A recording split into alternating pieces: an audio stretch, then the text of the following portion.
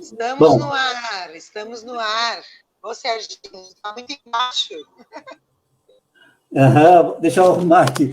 É que eu tive que mexer no meu computador. Desculpe, Sofia, mas a tecnologia enrola a gente. Às vezes a gente enrola ela, mas essa a gente dá uma volta nela, com certeza.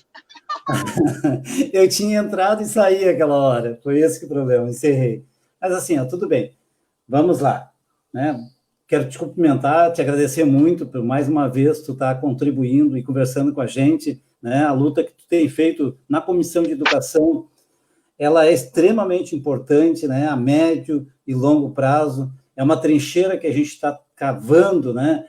Para que a gente possa enfrentar todos esses ataques, não só do governo Leite, mas como do governo federal, inclusive nos governos municipais, atacando a educação, né? Então, uma boa tarde para ti.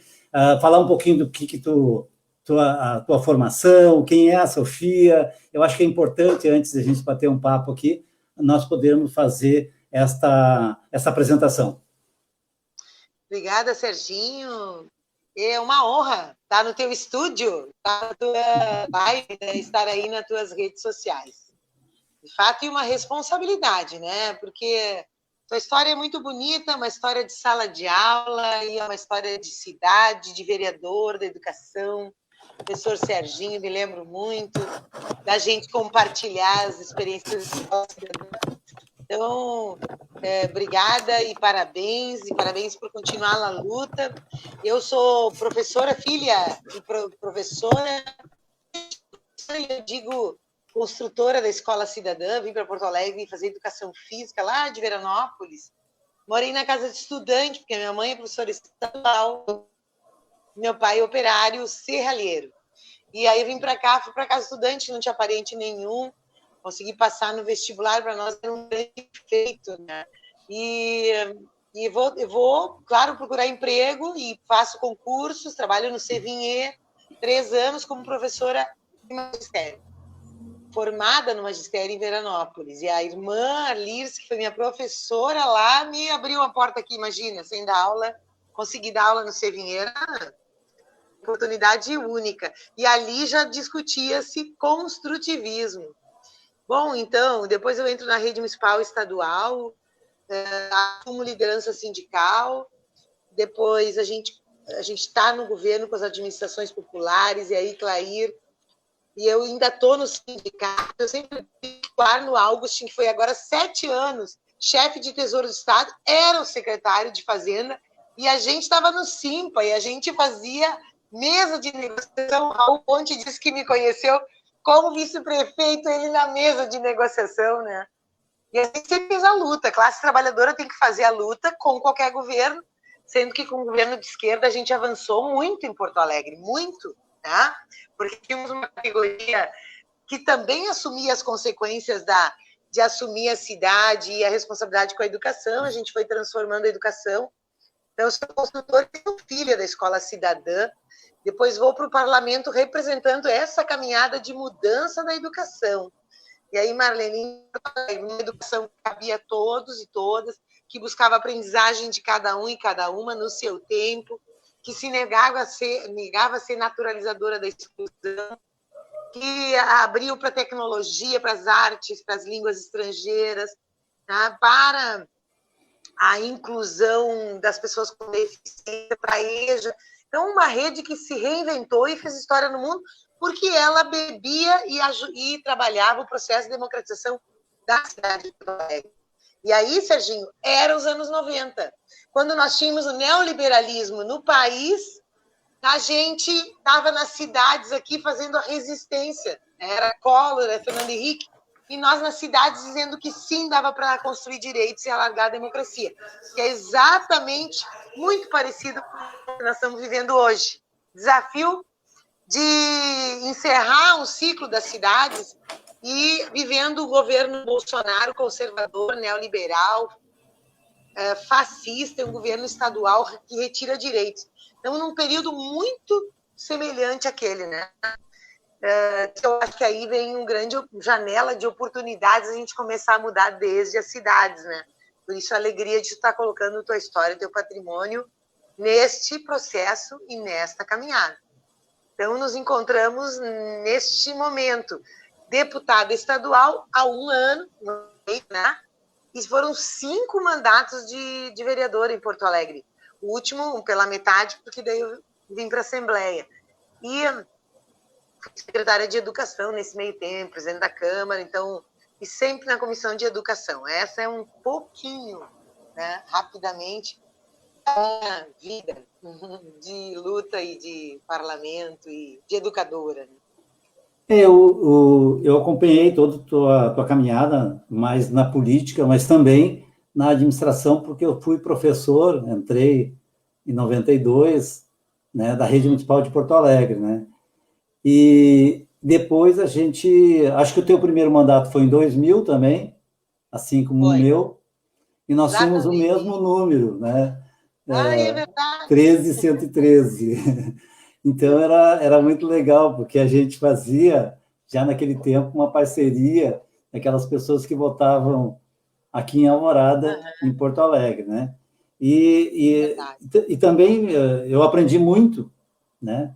A formação que foi dada em Porto Alegre, eu pude trazer para a nossa administração aqui em Alvorada, lá de 97 a 2004, né? Nós reproduzimos em parte, e avançamos em algumas coisas para nós aqui, né, na educação. Então, a EJA, né, que naquele tempo se chamava de SEJA, era um serviço, não fazia parte da estrutura da escola, era um serviço prestado, né? Nós fazíamos o MOVO aqui também, que veio uma verba da professora Esther Grossi, que era deputada federal, e a gente investiu, é tipo o nosso alvorecer aqui, é aquela oferta de trabalho que a própria comunidade dá conta, né? Aqueles que sabem um pouco mais vão trocar com aqueles que querem saber mais também, né? Então, nós fizemos um trabalho muito legal. Nós temos várias produções aqui de livros também, do aluno trabalhador, a exemplo de Porto Alegre, livro do aluno, livro dos professores da rede, nós fizemos aqui também, e também nós inovamos em algumas coisas. Nós fizemos uma agenda do aluno trabalhador, que daí os alunos ganhavam as suas próprias produções, né? Eles produziam em sala de aula e a gente reproduzia, cada dia tinha conforme o tema, né? A gente botava uma citação, uma reprodução daquilo que eles faziam na íntegra, como eles escreviam, né? Muito legal. Então, isso foram por aprendizagem. Romper, né? Mostrar que um trabalhador, que uma criança pobre podia também produzir, fazer um livro, né? Ou que uma pessoa que está lá com seus 60 anos podia também produzir e ter alguma produção num livro, né? Então, eu acho que isso, a autoestima das pessoas, ela trabalha muito pela formação da gente também, né? Além da questão profissional. Mas eu queria que tu falasse, então, um pouquinho desse processo que nós tivemos até o governo, não vou dizer Olívio, né? O Olívio ali, o Olívio resgatou muito que o próprio Brito já tinha tirado, inclusive, o plano de carreira. E o Olívio resgatou ali um processo todo democrático e investiu muito na educação. E depois, outra vez que a gente teve outra melhoria, foi quando o Tarso entrou, né? Quando o PT entrou de novo, o Tarso entrou, nós tivemos um forte reconhecimento do trabalho, não é tudo também, não deu para fazer tudo em 4 anos, a gente diz que 4 anos realmente é pouco, e é pouco mesmo, né? Mas eles tiveram todo o resto, esses 8 anos de democracia, nós tivemos com o governo de esquerda, que foram os melhores para os funcionários públicos e para o Porto Alegre, o estado do Rio Grande do Sul. E depois tem esses governos que sempre querem desmontar a estrutura, né? Desmontar a nossa estrutura que a gente está oferecendo de serviço, né, para a população mais pobre, porque o serviço público é para os mais pobres mesmo, é para resgatar a autoestima, investir na segurança, na cidadania, na saúde. Então, eu queria que tu me falasse um pouco sobre isso, antes de a gente entrar propriamente nesse desmonte do leite agora. Eu acho que isso é uma coisa que a gente procurou, Serginho, agora na presidência da Comissão de Educação, conseguir dar condições para a sociedade gaúcha e para os professores, trabalhadores, enxergarem a educação numa linha de tempo histórica, e não só o impressionismo do momento. porque houve no governo Tarso um combate brutal ao governo Tarso em cima de um tema, não? O piso é inimigo da educação. E a categoria estadual ficou cega ao conjunto da obra, vamos dizer assim, do time, né? Eu vou te mostrar uma coisa, mostrar para o pessoal, lembrando, o que a gente fez o ano passado? A gente procurou recuperar... Vocês estão com o microfone aberto, a gente está batendo. Eu vou fechar aqui. Desculpe. Continua, Tuquinho. Tranquilo. Vou mostrar uma coisa para vocês, o que é um gráfico da linha de tempo, ó, mais para cá, do investimento em educação, do lado de cá, que vai subir no governo Tarso, vai subindo devagarinho, no governo Tarso chega no máximo de investimento em educação, ó, manutenção, e depois no Sartori começa a reduzir num gráfico de descida absurdo. E aqui a gente conseguiu mostrar desde 2008, ó. Isso aqui é a queda do valor de compra dos salários dos professores, ó, em relação ao piso. E nós chegamos no final do governo Tarso com 74% do piso. Os governos, o nosso plano de carreira, daqui a pouco nós vamos falar o que eles fizeram com ele, só quem honrou o plano de carreira, só quem honrou foram os dois governos, o Olívio e o Tarso. E o que é honrar o plano de carreira, né? É chegar e fazer valer o plano de carreira. É tu fazer a promoção para a mudança de classe, é tu pagar reajuste para recuperar a inflação. E o salto em relação ao piso, ele era um salto que tinha que ser relativo. O Tarso chegou no final do seu governo, fazendo 2 concursos, que também isso é honrar o plano de carreira. Porque se tu não faz concurso, tu só bota professor temporário, os professores não têm direito a nem sequer entrar na carreira.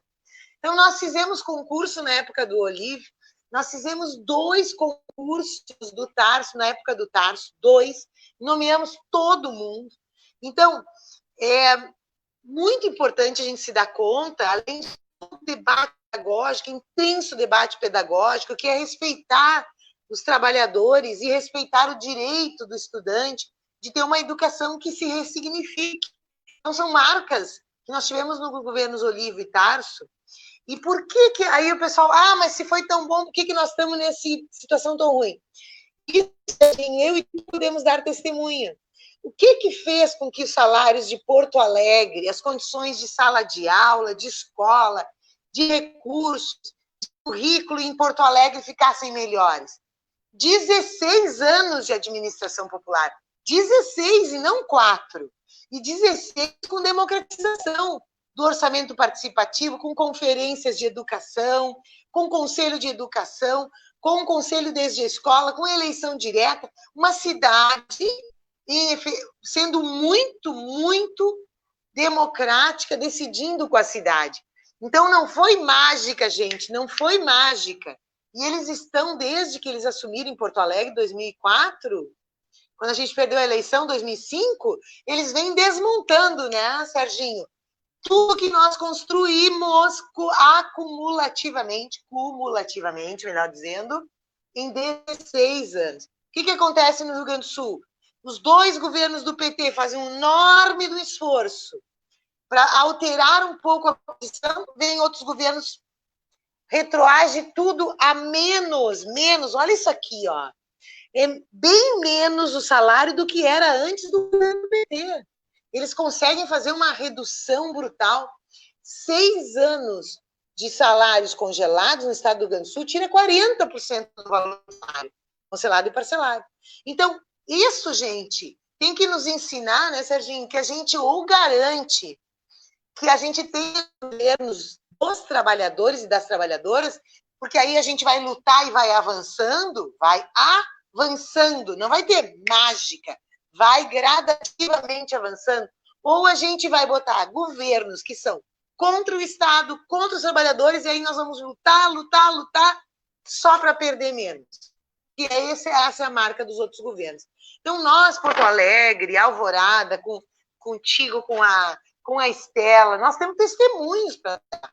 com o Pepe em Caxias, em Canoa, em todos os lugares onde o PT teve. Esse papo deles é que a gente deixa a terra arrasada, é um absurdo, porque a gente sempre faz uma política de gestão, de democratização da riqueza comum e de valorização de quem faz a política pública, porque é quem entrega direitos para a cidadania.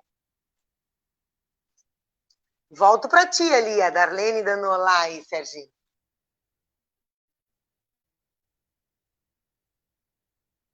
Acho que agora tu desligou o teu som. Clica no somzinho. Agora sim. Eu vou citar algumas pessoas aqui super importantes, né? Pessoal que prestigia a gente, né? E é pré-candidata. A Cristine Schunk é pré-candidata, é uma companheira nossa que assiste a todas as minhas lives. Que legal, né? E quando ela, eu tô a fim de fazer uma com ela, que ela trabalha mais na área da saúde, e a gente está a fim de, até estou fazendo convite para ela agora ao vivo aqui, tá? Nossa companheira querida também. Trabalhou muito na nossa administração, viu, Darlene? Viu, Darlene? A Darlene é minha colega lá do Gentil, tá? Ah, que amor, Darlene. Cristina, isso aí. Então, tá aqui também a Marlene, que é minha grande apoiadora, é professora aposentada, a Clair, que foi a nossa secretária de Educação, da gestão da Estela, da nossa gestão, que trouxe todas, com a ajuda, né, desse grupo maravilhoso que a gente tem aqui em Alvorada, e capacitado, e continuamos com esse grupo aqui em Alvorada. Muito qualificado, que são a linha de frente da educação popular, libertadora, de gestão democrática, estão aqui ainda. São pessoas que se formaram, alguns já vão se aposentar, mas se formaram com a gente, né? E alguns fazem live comigo, viu, Sofia? Então, a Clair, que foi ex-secretária, a Marlene está aqui de volta, a Rosângela Barros também trabalhou sempre, a professora da rede de Porto Alegre, aposentada também, mas trabalhou aqui com a gente. A Cristina, depois eu passo as perguntas aqui, tá? A Eloá é uma lutadora aqui do Jardim Algarve, uma mãe que acompanha a escola do dia a dia lá no Algarve, no Gentil, os filhos dela, nossa companheira também. Inclusive, ela pergunta sobre as trajetórias criativas, né? Para a gente falar sobre isso, tá? Já vai anotando aí. A Giovana Rosa, obrigado pela presença. Também o Leandro Marçal foi professor da rede estadual e foi municipal também. Ele foi meu secretário aqui de desenvolvimento de políticas de participação popular também. Então, Valdir Brigman, guarda municipal, aqui também a gente tem gente dessa... Estela Amara, uma querida professora alfabetizadora, querida. A Josimere, tu conhece, a nossa colega de Porto Alegre, de artes, né? A Eloá está aqui de novo. Estela Amara, Marlene, a Darlene, a Marlene Pagani, ela é minha colega, ela é gestora também lá na escola, muito querida, tem muita coerência, não é do PT, viu, Sofia? Mas é uma pessoa com muita clareza e coerência. E isso é importante, e sabe as coisas que são certas e são erradas, né? Então, é muito bom de debater com gente diferente que tenha essa clareza, né? A Catarina também, nossa colega também, Nancy, foi diretora aqui da escola, aqui de Alvorada, continua na luta, né? São tudo gente que é de luta, de linha de frente, né? Então, o Amon aqui, o filho da Rose Freitas, está aqui também, está fazendo uma perguntinha ali, mas depois a gente faz as perguntas. Então, eu queria até te colocar assim, a gente vem numa luta aqui em Alvorada também, a gente constrói, a Estela nós tivemos, eu tive à frente da educação durante 8 anos, nós implementamos aqui, depois até na minha gestão, mas naquela também, toda a gestão democrática, não existia aqui em Alvorada, a partir da nossa gestão. O governo que veio posterior acomodou-se, não formou, a gente retomou em 4 anos, 2013 e 2016, e depois agora houve um desmonte, inclusive a eleição de diretores não tem mais, conselho municipal que era questão importante, acabaram com o conselho por decreto, tiraram as pessoas assim, ó, o prefeito resolveu aprovar uma lei na Câmara de Vereadores e está destituído, que era um sistema aqui em Alvorada, hoje está atirado, que é uma estratégia da direita, né? Desmontar a forma de participação popular e jogar para dentro, né? Para fazer clientelismo, fazer tudo o que quer. Hoje os diretores são todos CCs por exemplo, né? Então, dessa continuidade aqui, nós avançamos em algumas coisas na questão da inclusão, com a inclusão, mas a permanência e a aprendizagem, que é mais difícil.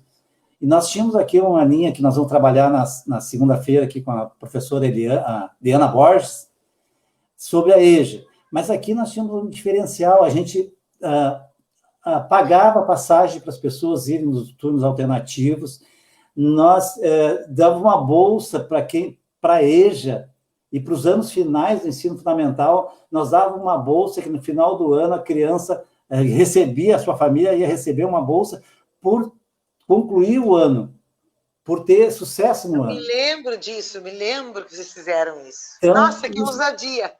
Muita ousadia, a gente tem que avançar nisso. Porque hoje, muitos dos nossos alunos, eu trabalhei agora até o final do ano passado na EJA, lá no Gentil, a gente sabe da dificuldade dos trabalhadores, né? Então, nós fizemos um governo, e eu estou colocando isso porque a gente fez governos para incluir aqueles que mais precisam, aqueles que não têm emprego, aqueles que estão fora do sistema, para incluí-lo no sistema. E muita gente não entende isso. Muita gente prefere uma rua asfaltada do que, por exemplo, um Instituto Federal. Tem gente que tem esse olhar. Ah, mas tu não fez, não tapou um buraco na frente da minha casa. Mas eu trouxe o Instituto Federal para cá. Eu trouxe uma EMEI, 2 EMEIs para cá. Pensa. Criei escola de ensino fundamental. Então, a gente trabalhou muito não na próxima eleição, nós trabalhamos para as próximas gerações, né? Então, eu queria que também tu colocasse um pouco desse trabalho que tu fez, né? Chegou no Tarso e agora, depois, na outra parte, a gente chega no desmonte, tá? Tá bem. Eu faço um comentário sobre o tema da... Eu sei, o Cleiton me procurou sobre o Conselho Municipal, pedi para o Rosalino dar uma avaliada, não sei o que a gente conseguiu produzir, Tico. Peço que fiquei devendo nesse tema. Mas os governos de direita, os governos que tiram direitos, porque parece assim, é direita e esquerda. Direita são os governos conservadores, que querem manter... Não é uma xingação. Eu posso dizer, eu sou de direita porque eu acredito numa sociedade desigual, naturalmente competitiva, livra-se quem não ganhar, paciência, individualismo. Enfim, esses governos, eles trabalham para uma minoria, porque eles consideram isso, né? Eles consideram que a vida alcança, a minoria alcança os espaços, tu dá oportunidade igual para todos, mas a vida é uma fatalidade. Nós não entendemos isso. O que tu disseste é muito lindo. Nós fomos buscar cada um e os que iam abandonar, que a gente sabia que era por conta da renda, a gente ainda criou a bolsa. Educação de jovens e adultos, para eles é nada. Mas para que nós vamos educar adulto? Porque não é obrigatório. Eles estão fechando aqui a EJA Menino Deus. Ontem veio a notícia aqui, vão despejar pela segunda vez um NEJA, o Leite, e vai também ir para os jovens e adultos, eles que façam uma certificação online, porque eles não estão preocupados com o povo brasileiro. E para impor um governo que é para privilégios e que tira direitos, é necessário autoritarismo. Que na democracia tu não faz isso, né, Serginho? Na democracia tu não faz. A democracia é o único sistema político que dá voz para os excluídos. Então é óbvio, olha aí o Jonas Reis, nosso pré-candidato aqui, pô. Ele vai ocupar teu lugar lá na vereança, com certeza. Queremos ele lá, eleger Serginho Alvorado, Jonas Reis em Porto Alegre. Vamos fazer aquele intercâmbio. A Rose Freitas em Gravataí, a Estelinha lá em Viamão. Isso! E a Rose em Gravataí, a Estela Villanova de aniversário hoje, um beijão para ela em Viamão. Vamos botar 4 professores na região metropolitana, pelo menos esse, tem outros. Tem outras. Então, eu queria dizer isso. Assim é Eduardo Leite. Ele não quer... Gente, em plena pandemia, ele não ouve o Conselho Estadual de Educação nunca.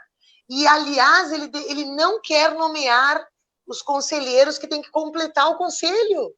Ele simplesmente desrespeita a representação, até a representação, vamos dizer assim, a democracia representativa, que dirá a democracia direta, que dirá democratizar as suas decisões sobre orçamento como nós fazíamos.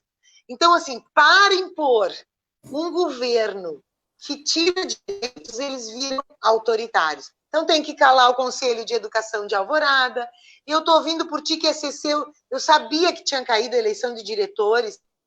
Nós temos que denunciar fortemente, porque essa é uma conquista da educação, é um direito dos pais, dos alunos, decidir qual projeto de educação na sua escola. Isso é uma conquista da democratização do país. E eles estão jogando no retrocesso, no atraso, que é a lógica do governo Bolsonaro, do Leite, do Marquesan em Porto Alegre. Marquesan em Porto Alegre, 4 anos, sem nunca querer sentar com o sindicato dos municipários. Mas ele está lá em nome do povo. Ele é obrigado, em nome do povo, dialogar com a representação do funcionalismo. Para mim, isso devia ser considerado crime de improbidade, inclusive. Então, a democracia é um bem muito precioso, porque é o único sistema que nos garante que quem não tem acesso possa acessar, falar, e a gente possa modular a política pública de maneira que atenda às necessidades do povo. Então, eles não gostam da democracia. A elite brasileira não gosta da democracia. Quando Dilma faz a lei da empregada doméstica para finalmente a trabalhadora, a mulher, maioria negra, que está dentro de casa, ter direitos trabalhistas, coisas conquistadas lá em Getúlio, em 45, ela vai fazer em 2014. As elites brasileiras se revoltam profundamente, né? Porque como que vão pagar direitos, né? Elas gostam, infelizmente, de escravização, de opressão, tá? Então, Sofia, é explicável, né? Sobre empregada doméstica, foi um dos motivos do golpe. Sim. A fala do ministro atual da Fazenda, Paulo Guedes. disse isso, Paulo Guedes disse isso, porque empregada doméstica estava viajando para os Estados Unidos 2 vezes por ano. Os balbúrdios dele, os únicos trabalhadores e trabalhadoras que não tinham nenhum direito eram empregadas domésticas. E a Dilma botou, Dilma e Lula e Dilma, né, fizeram as condições para que isso fosse obrigado a se pagar. E a revolta foi tão grande que eles preferiram tirar a Dilma por causa disso. Não, e olha só, é bom que o povo saiba que nós chegamos a 38% das empregadas domésticas que conseguiram ter assinado. E agora, com a reforma trabalhista do Temer, que é isso, eles fizeram o golpe, eles tiraram a Dilma para fazer as reformas e tirar direitos. Então, o Temer congelou 20 anos as políticas sociais, congelou o orçamento. Então, condenou os nossos planos de educação, né? Expande escola infantil, se não pode passar do reajuste da inflação no valor orçamentário federal. A reforma trabalhista reduziu, flexibilizou os horários das intermitentes e reduziu, nós estamos em menos que 30% agora, das empregadas domésticas com carteira assinada. Acreditam uma coisa dessas? Então, é fato. Eles tinham que apear do poder federal. Quem estava fazendo reparação. Uma das questões foi o concurso público para negros e negras, né? Com cota para negros e negras. Inclusão, né?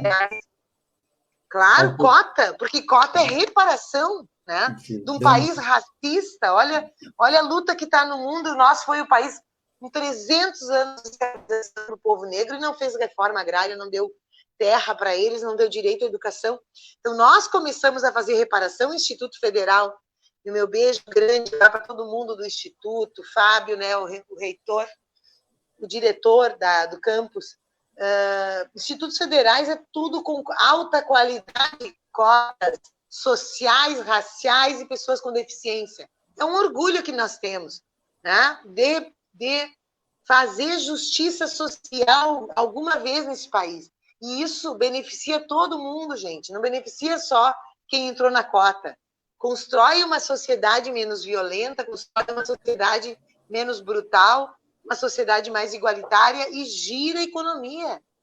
Porque a renda do trabalhador, como a política do nosso salário mínimo, que era uma política importante, fizemos uma live com o Paim ontem, tão bacana, era uma política acima da inflação.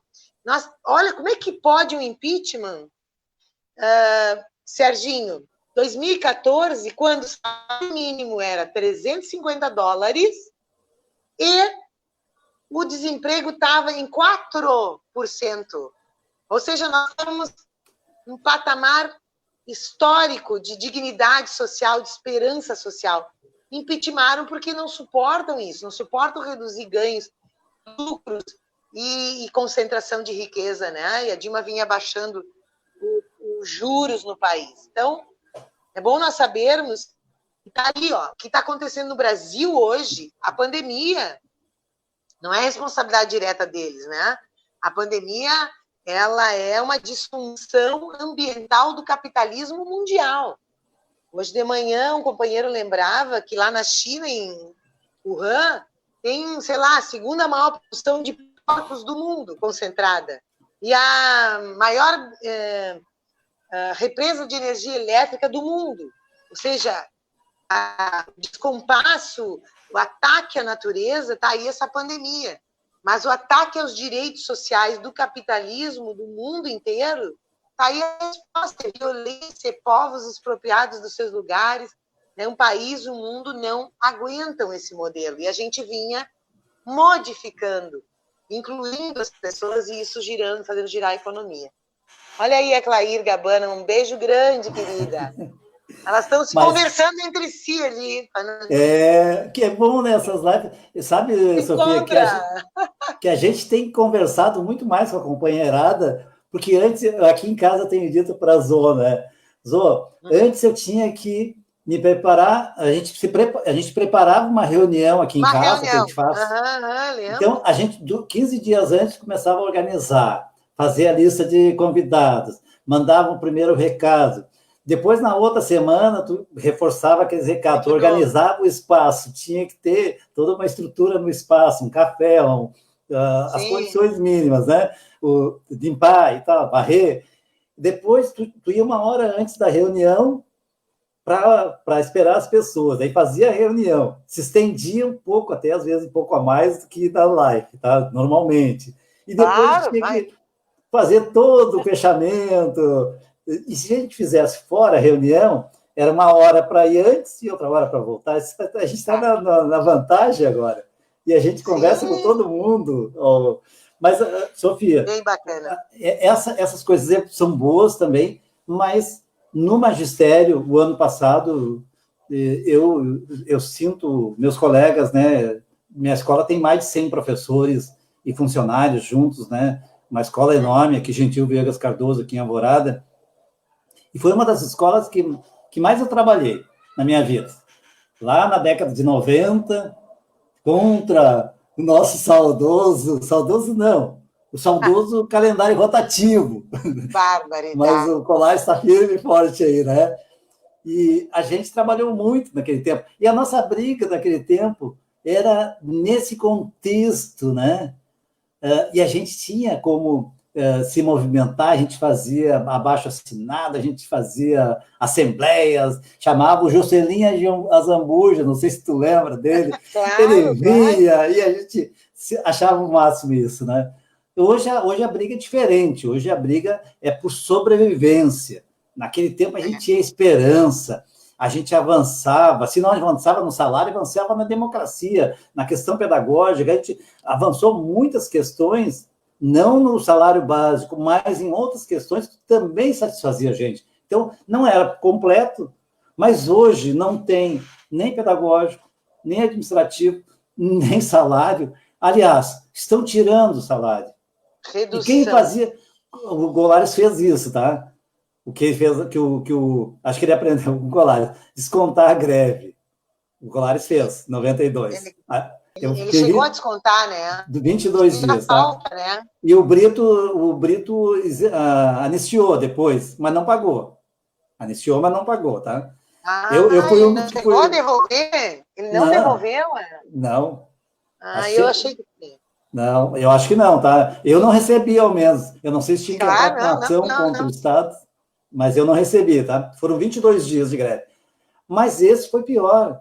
Além do massacre, desde que o Tarso saiu, o massacre veio de não dar mais aumento, o Sartori, 4 anos com salário atrasado, foi só dar entrou o governo e logo em seguida eles começaram a pagar, parcelado, na verdade. E congelar. E agora... Parcelado e atrasado. Talvez vão receber lá, esse mês vão receber daqui a 2 meses. Essa é a projeção do atual governo, que vai receber um dinheirão ainda para não aumentar mais os nossos salários. Se a gente aumentar, ele não recebe.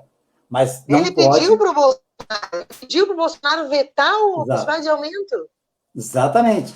Então, esse tipo de governo que nós temos, que ataca, e a gente tem que se defender, é como numa batalha, né, que tu tem 10 homens contra 100.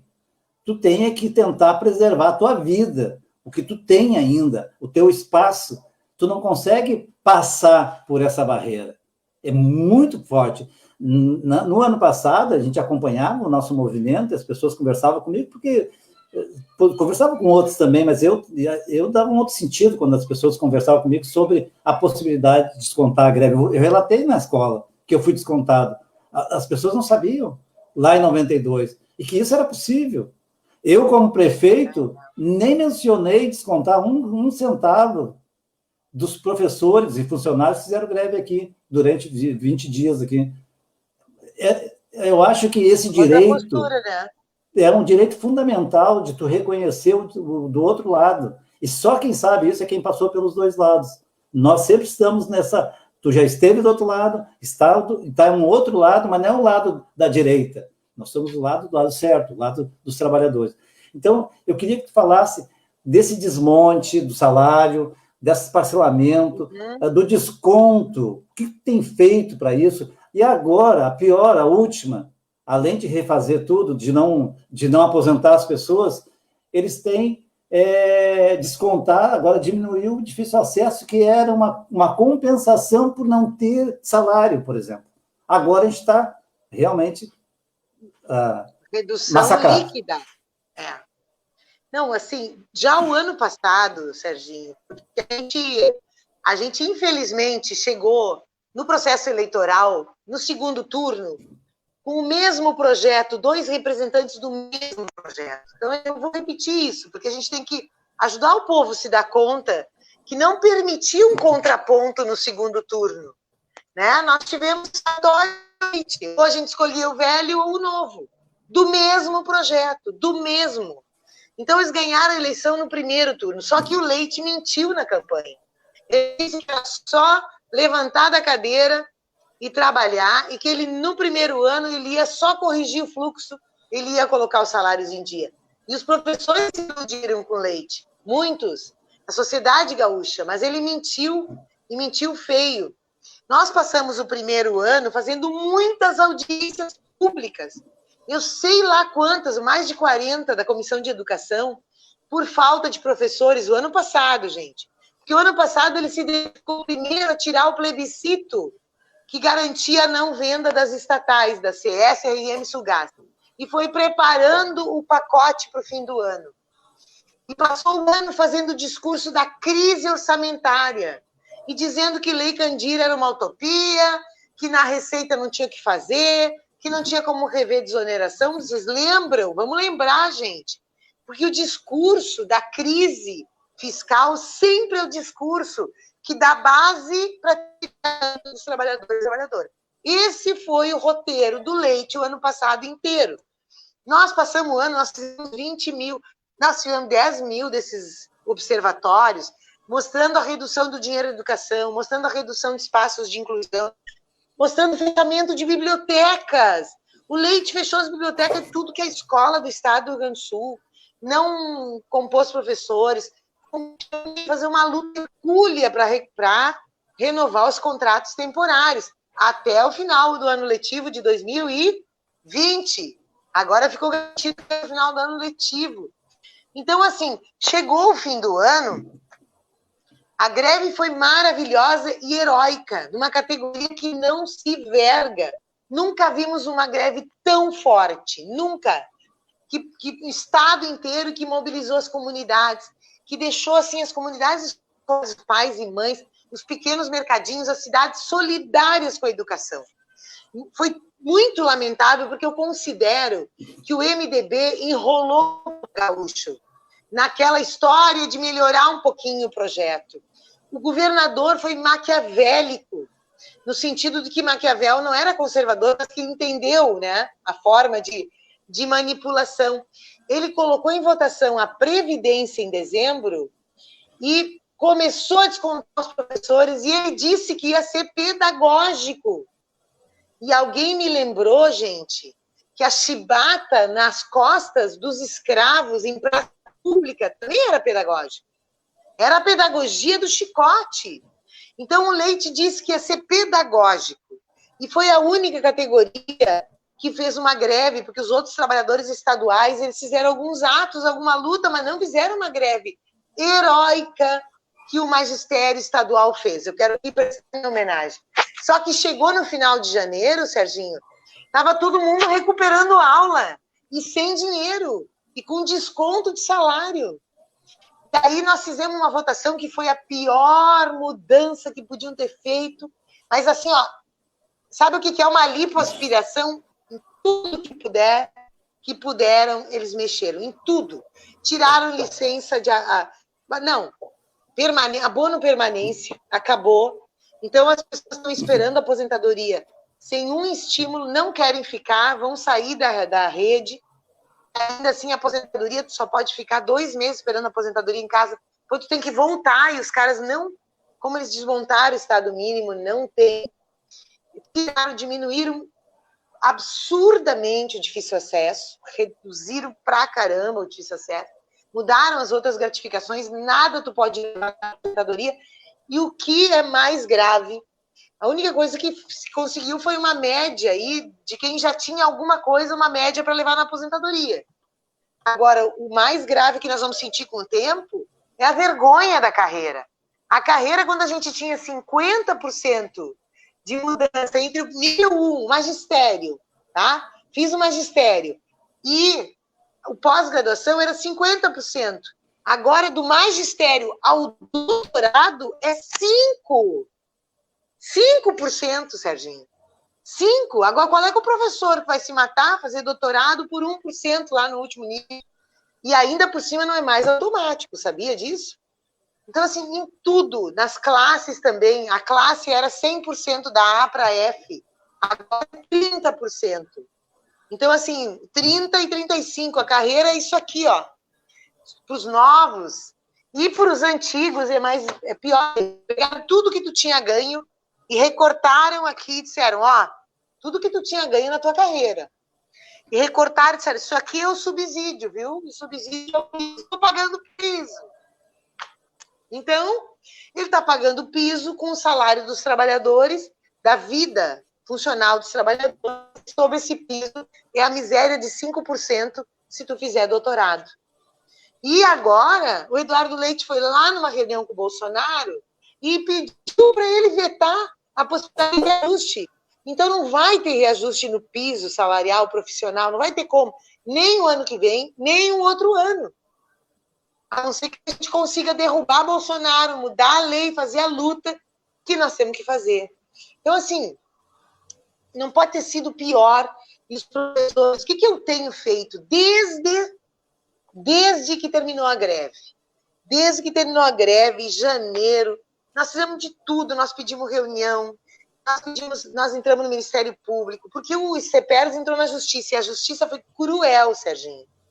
Cruel, mas uma justiça que é injusta. Porque como é que tu deixa um gestor descontar da greve se as pessoas não receberam o salário está parcelado? E se as pessoas em seguida recuperaram o trabalho que não fizeram? Como é que a justiça enxerga isso, né? E amarrou, e o governo se esconde, está na justiça, está parado na justiça, nem recebe o sindicato. A gente apelou para o Ministério Público, eu consegui com o Tribunal de Contas.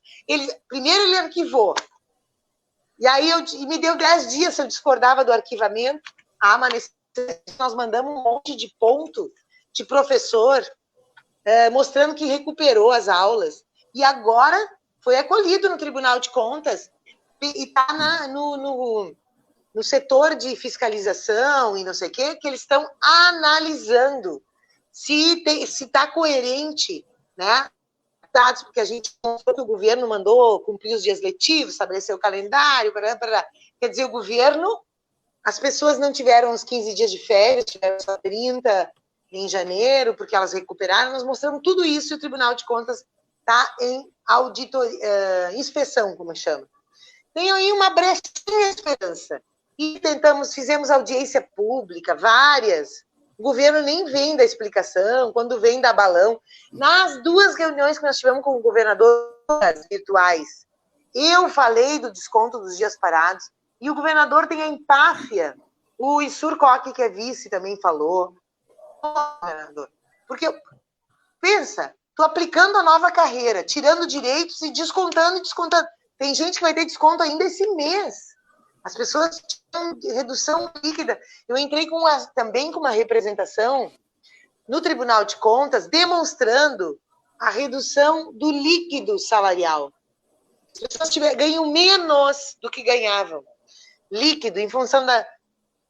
Isso também foi acolhido e está em análise, porque dizem que não dá ter redução do líquido, que a jurisprudência, tarará, tarará. E o governador ainda fez o desconto dos aposentados, tem que lembrar mais essa verdade, que o CEPERS entrou na Justiça, que agora está lá no Supremo. CEPERS e todas as categorias. Como um professor aposentado do Estado, vai pagar a sua aposentadoria de novo. E para 2.000, ganha 1.000, paga 7%. Ganha 2.500 ou 3, paga 8%. Abaixo dos 5 salários mínimos está contribuindo para a Previdência, os aposentados. Retiraram, em média, 10% do salário dos aposentados da educação estadual. Então, Serginho, o que esse governador fez é terra arrasada. É brutal, com o apoio de uma maioria da Assembleia. Nós não podemos esquecer disso. Então, eu quero fazer o último gancho para devolver para ti de novo. Eu tenho dito para os professores, gente, se agora no município, nas eleições municipais, Eduardo Leite tem prefeitos eleitos do seu partido, o MDB tem prefeitos eleitos, o PP, eles se fortalecem. Né? A nossa luta agora é dizer, olha, esses partidos, eles votam contra o trabalhador, eles tiram o direito do trabalhador, nós não votamos neles nas cidades. Porque senão a vida fica muito dura para quem faz oposição. Olha, que a gente tem criado todas as estratégias que eu posso criar, que aliás, os deputados nem me impedem, os deputados da base do governo, nem me impedem, né? Estou sempre fazendo, mas sem a correlação de forças, sem uma correlação de forças melhor e um discurso de terra arrasada, e agora veio essa pandemia, e daí o governador diz que mesmo que ele vai receber dinheiro, mas é menos do que ele precisa, parará. Então, não é fácil, gente. Mas o CEPERS está com uma campanha muito boa, botou na rua a partir da semana passada, e o CEPERS já fez um ato lá na frente. Nós temos que fortalecer nossas ferramentas da classe trabalhadora. E uma delas são os nossos sindicatos, né, Serginho? E outras são os partidos da classe trabalhadora. Trabalhador que vota em partido do patrão dá tiro no próprio pé. É isso aí, Clair. É um horror o que eu leio. Não, tu estava falando aqui, vai me passando a ideia, eu estava na escola naquele momento, e a gente via, né, a luta política, porque quando tu está numa luta sindical, não se iludam, tem política. Claro. Quando tu está dentro da sala de aula, a tua presença é uma política dentro da escola, né? Claro. Não, nem sempre é partidária, mas é a política. E isso é que faz a vida da gente ser melhor, ou ser pior, ou não ser nada também. Essas são a nossa interferência. E quando a gente tem algumas ideias, né? A gente faz algumas defesas, e a gente ganha, como a gente em alguns momentos ganhou nessa vida, eu digo nessa vida, que bom que a gente teve esses momentos com a administração popular em Porto Alegre, aqui em Alvorada, as nossas administrações, tendo no país 14 anos de gestão popular, que bom que a gente teve, porque a gente que lutou, não foi dado isso.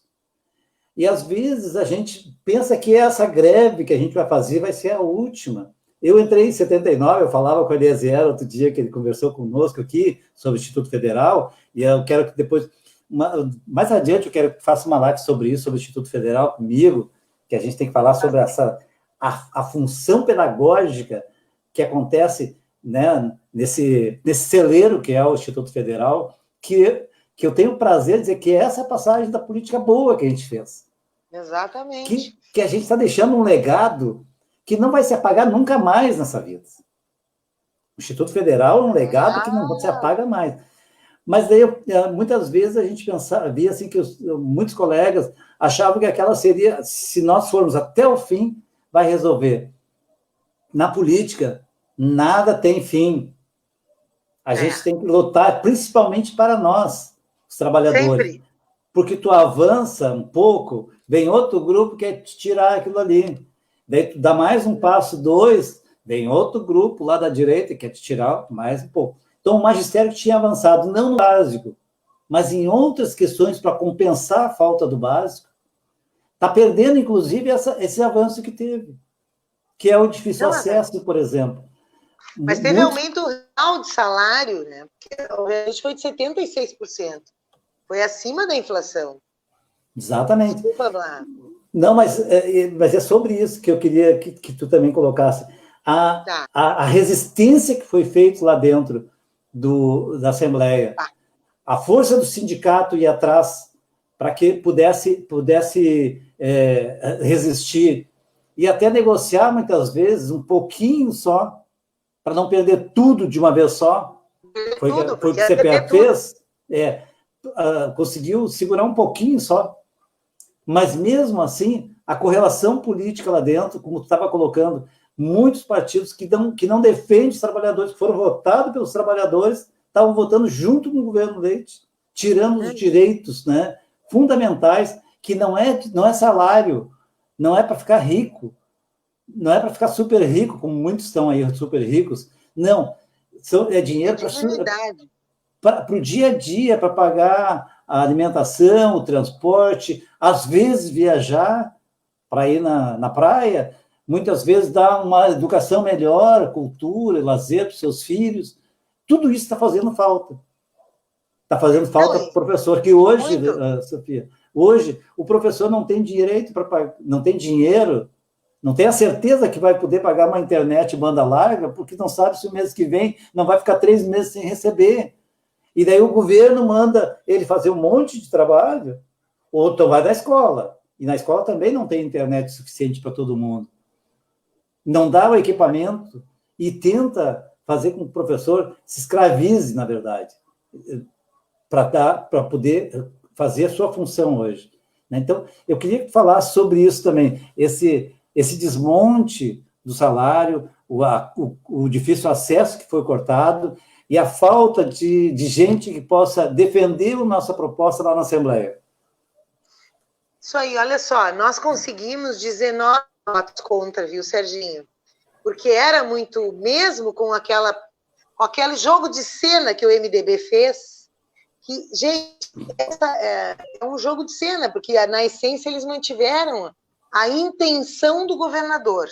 E eram 2 intenções. Uma era confiscar direto o salário que foi naquele percentual de desconto dos professores aposentados. Por quê? Porque tem 100 mil professores aposentados. Ele está tirando dinheirão. E aí o segundo era acachapar os ganhos de carreira dos trabalhadores públicos, porque ele não tem amor a servidor público, ele tem uma visão de Estado privatizado, ele foi 2 vezes no ano passado para os Estados Unidos conhecer a escola charter, e aí ele fica agora apresentando os Classroom da vida, Google Classroom. Se o professor tem que cortar para poder sobreviver, tem que cortar no que é supérfluo. E vai ser a internet que é supérfluo, porque não vai ser a água nem a luz e comida, né? Então, é muito grave. Então, nós agora, todo esse tempo da pandemia, nós fomos fazendo muitas reuniões pressionando para que ele nos escute, que eles respeitem os trabalhadores, mas não tem jeito. Nós entramos no Ministério Público denunciando que ele está exigindo, quer considerar, está exigindo um trabalho virtual, onde nem os professores têm garantia de computador, de máquina, de computador, de hardware e de internet, que dirá aos alunos capacitação. Então, uma coisa que eu gosto de dizer aos professores, banquem o trabalho que vocês sabem fazer. A gente sabe, muitas escolas estão fazendo algum tipo de vínculo, algum tipo de apoio domiciliar. O Conselho Estadual de Educação fez uma boa de uma norma, que o Eduardo Leite não quer nem ouvir, está de costas. Então, assim, as escolas como o Godoy, em Porto Alegre, fez um documento assim, ó, nós começamos trabalhando assim em abril e nós vamos continuar trabalhando assim. Por quê? Porque os nossos estudantes, uma parte, 30, 40, e é ensino médio, não têm acesso à internet. Eu não posso exigir. E nós não podemos aprofundar a desigualdade nesse momento, que já é muito brutal. Nós temos que saber que nós vamos voltar para a sala de aula, temos que fazer uma acolhida e temos que fazer uma ressignificação desse período. Né? E não é o nosso currículo normal que nós temos que garantir, que é um assédio que tem sobre os professores, brutal, combinando tudo isso. O manda e desmandas. Nós estamos com a diretora do Protásio Alves, que confirmou Covid. De tanto ela se condenou, de tanto que o governo está mandando as direções de escola fazer as coisas presencialmente, mas Sofia, diretamente. Sofia, deixa eu te apartar um pouquinho. Aqui está pior, aqui em Alvorada. Aqui o clientelismo chegou através dos CCs, que são diretores agora. Pois. Dos diretores. Sabe o que eles fazem aqui? Eles fazem a quentinha para dar para as pessoas. Então, das 11 às 2 horas, tem filas nas escolas que os alunos não vão para a escola para se proteger e não levarem para casa, mas vão lá para pegar a quentinha e bota ainda funcionários e professores a trabalhar, as direções fazem isso, a trabalhar. E a gente conseguiu impedir isso Pois é, aqui a gente não conseguiu, mas isso é uma coisa assim, ó, é muito desrespeito ao trabalhador funcionário público. Mas continua o que eu estava falando, eu tinha que colocar isso porque isso é uma verdade, isso está acontecendo aqui em Alvorada, é o clientelismo puro. Nossa, isso é muito importante, assim, porque a gente fez uma luta para que esse recurso da alimentação escolar ele fosse encaminhado às famílias. Até a deputada Maria do Rosário, os nossos deputados federais mudaram a lei para esse tempo de pandemia do programa de alimentação escolar.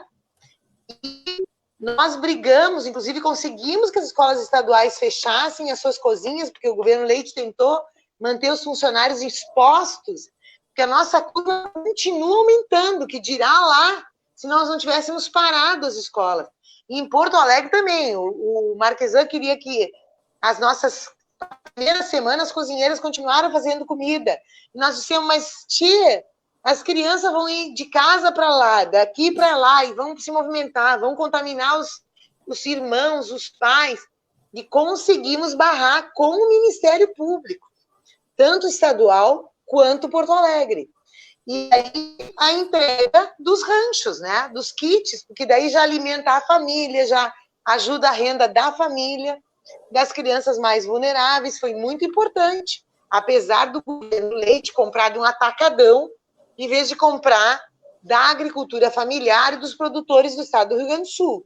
Em plena seca, com problemas seríssimos de sobrevivência dos nossos agricultores, ele fez essa bobagem, né? Tomou pau de todo mundo, 22 milhões de alimentação escolar. Então, assim, é realmente temerário o que está fazendo em Alvorada, né? Fazer cada escola ficar, a comunidade escolar circulando.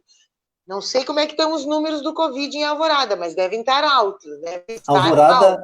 Alvorada, depois, até o dia 29 de abril, tínhamos 12 casos.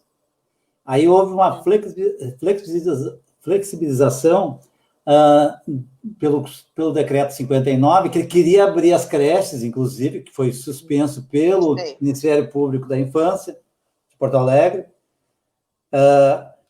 A partir daí, nós já aumentamos 1.300%. Hoje, nós estamos com mais de 100 e... Eu não tenho dado agora, mas é mais de 140. Mas eu não tenho preciso agora, porque eu não vi ontem qual foi hoje. Contaminados, né?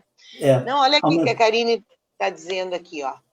A educação pode mudar a sociedade. A direita, os partidos neoliberais, os conservadores sabem muito bem disso. Então, assim, chegaram ao extremo.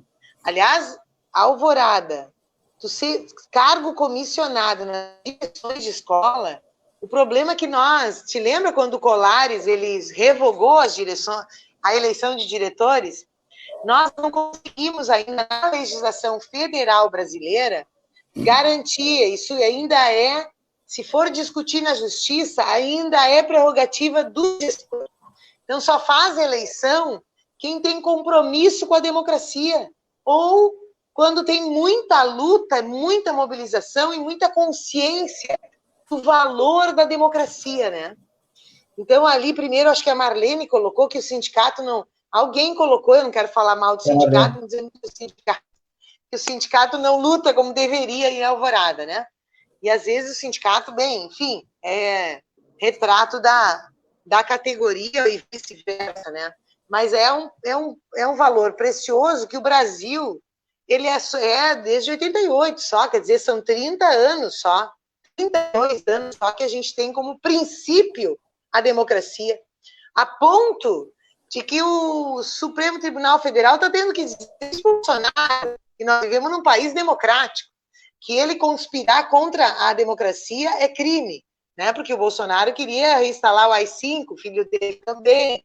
As Forças Armadas, hoje eu estava ouvindo a notícia que o Supremo está dizendo que as Forças Armadas não são poder moderador, que elas não têm papel democrático, nós não temos quarto poder, nós temos os poderes que é o legislativo, o executivo e o judiciário. Então, assim, nós estamos tendo que reafirmar a democracia, nós estamos num momento gravíssimo. E a Alvorada é exemplo de que o que a gente conseguiu de avanço democrático teve um retrocesso enorme. E vocês estão aí com a pré-candidatura da Estela, né? E eu espero que a Alvorada recupere sua democracia, seu protagonismo, sua possibilidade de reinventar direitos e de experimentar uma história bonita como já experimentou. Agora, eu me lembro, em Alvorada, o Instituto ia começar na UERGS. Não sei se tu vai lembrar desse episódio, Serginho. Claro que vai. Sim. Quando foi criada a UERGS pelo governo Olívio. Nós fizemos um movimento aqui. Lembra? Sim, vocês iam ter educação, né? Vocês iam ter uma formação de educadores pela UERGS. E entrou o governo... não foi o Ieda, foi em seguida o... Rigoto.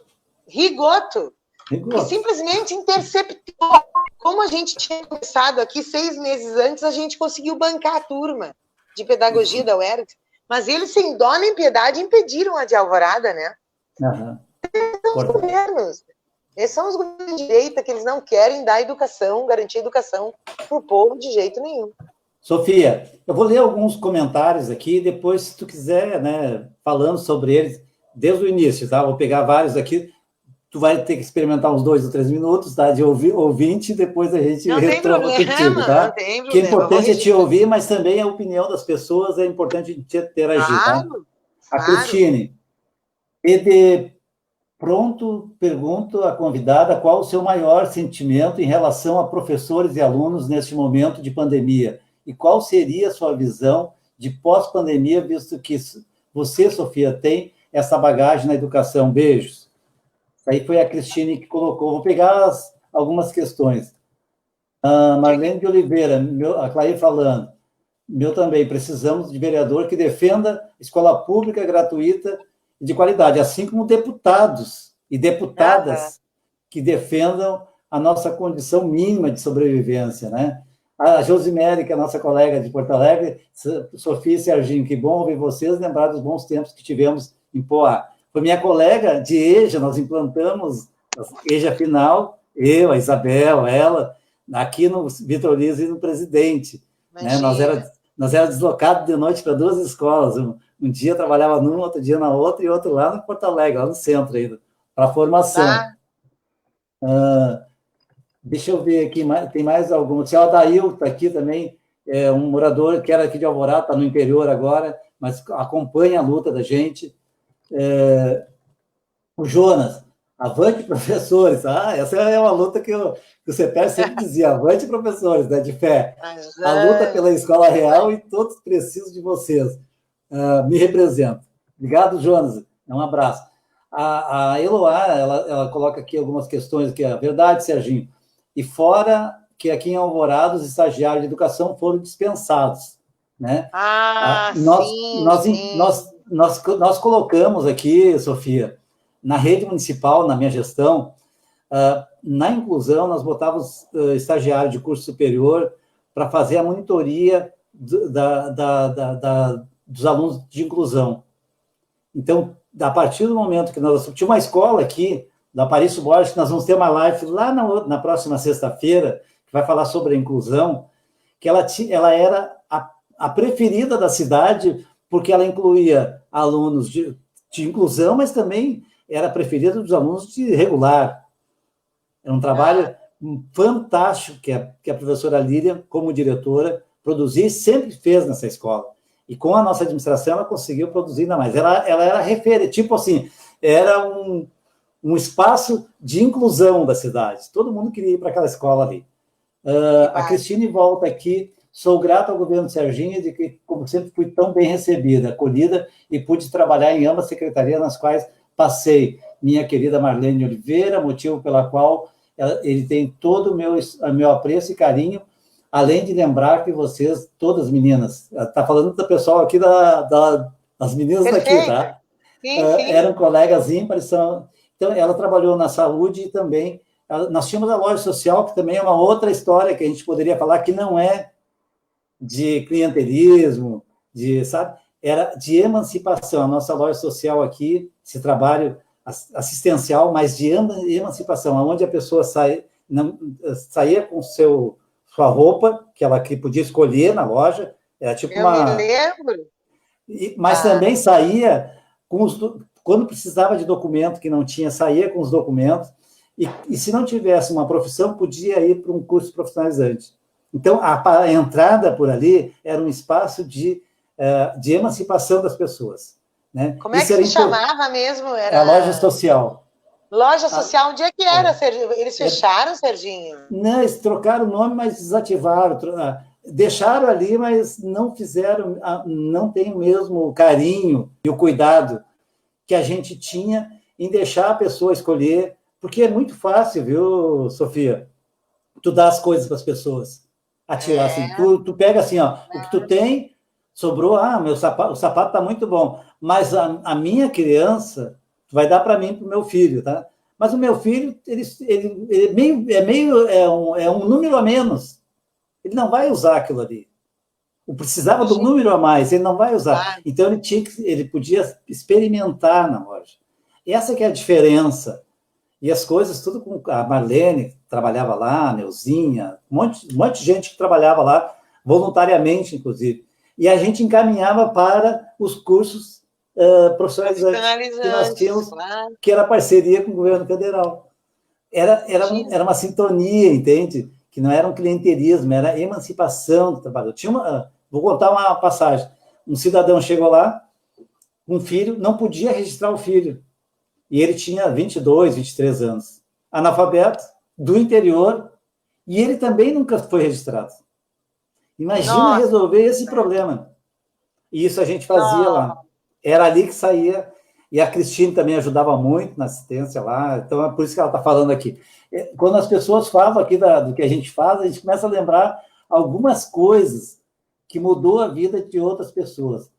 O Leandro Marçal, que hoje está lá na Escola João Goulart, que foi meu secretário, ele fala aqui que o ensino à distância do governo Leite está no caos. Professores estão sem formação da SEDUC para trabalhar com essa modalidade de ensino.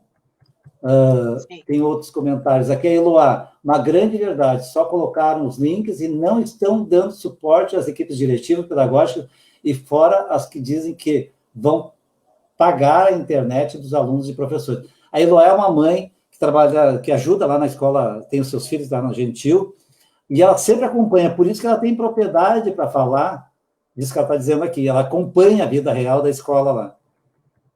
É uma companheira nossa muito leal, muito legal. A Karine, todas as questões da deputada Sofia, só reforçam que não há neutralidade nas políticas para a educação. Hoje temos ações que levam claramente ao desmonte e precarização. E assim, que fala do Instituto Federal aqui, que é um legado realmente, um grande legado, né? Eloá diz aqui, verdade, as escolas municipais estão fazendo isso. Do Gentil, eu posso dizer com certeza que não é feito nenhuma quentinha. A escola estadual não está fazendo quentinha, mas do município está fazendo. Foi feito cestas básicas, hortifruti granjeiro distribuída para as famílias. Quando eu falei aqui, talvez não fosse claro, mas a prefeitura está fazendo quentinha. E a Eloá, claro que é a prefeitura. E a Eloá está confirmando aqui, nas escolas estaduais não está se fazendo assim. Então, são essas questões aqui. Depois a Eloá fala aqui que a Escola Gentil realmente é a maior do estado. Tinha alguns detalhes, agora acho que de novo é a maior, né? Para te ver a importância dessa escola. É a maior escola de ensino básico, né? Então, vai desde pequenininho até o terceiro ano lá na escola, né? Então, é isso. Em cima disso que a gente comentou aqui, Sofia, para a gente já encaminhando para o final, acho que 1h30, 1h10 já que nós estamos, né? A gente já pode ir caminhando assim para o fechamento e esses comentários também. Então, Serginho, primeiro, essa questão da EAD, primeiro que nós temos que deixar claro que não é ensino à distância. Temos que explicar isso para os pais, porque ensino à distância é uma modalidade para a educação superior e está regulamentada para o ensino médio, só que tem que ser instituições que foram autorizadas a trabalhar com EAD. Nós só podemos fazer agora, segundo o Conselho Estadual de Educação, é um apoio domiciliar, um vínculo pedagógico. Então, vamos baixar o estresse, porque o governo não pode ficar exigindo lista de conteúdos, porque nós éramos capacitados e contratados para o ensino presencial. O que nós temos que ficar de olho? Primeiro, eu tenho pedido muito para todas as escolas, né, nos passarem, todos os professores, a minha escola tem 10 professores que não têm acesso à internet, tem não sei quantos que não têm computador. Os alunos, gente, olha só, é muito importante, por quê? Porque tem uma jogada aí que nós queremos saber onde é que ela vai parar.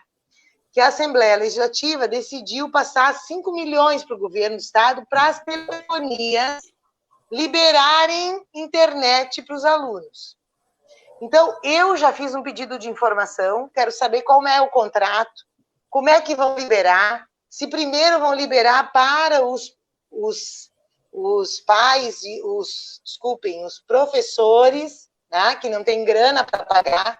Se o professor está todo endividado e está perdendo dinheiro, não vai pagar a internet, né? E não é qualquer internet, né, Serginho? Porque para nós estar em live aqui, tem que pagar, não é qualquer 10 megabytes. 25. E aí, né, tu tá com 25 e tá bem, eu tive que subir, porque eu não conseguia. Aqui, mas só eu que uso também, tá tudo desligado aqui, né?